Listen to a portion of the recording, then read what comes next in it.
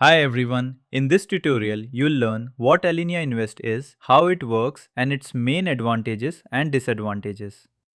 Alinea Invest is an investing app designed mainly for Gen Z and beginner investors. Instead of choosing individual stocks, the app allows you to invest in themed playlists. These playlists contain collections of stocks and ETFs based on popular topics such as artificial intelligence, clean energy, and wellness.